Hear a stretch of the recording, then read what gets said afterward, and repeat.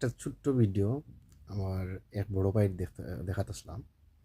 নিসর্গ দাস অন্তু, তিনি একজন ফিজিওথেরাপিস্ট। খুব সুন্দর একটা কোট তাই কেন কইছেন যে a satisfied life is better than successful life, because our success measured by others, but satisfied measured by our own hearts and soul.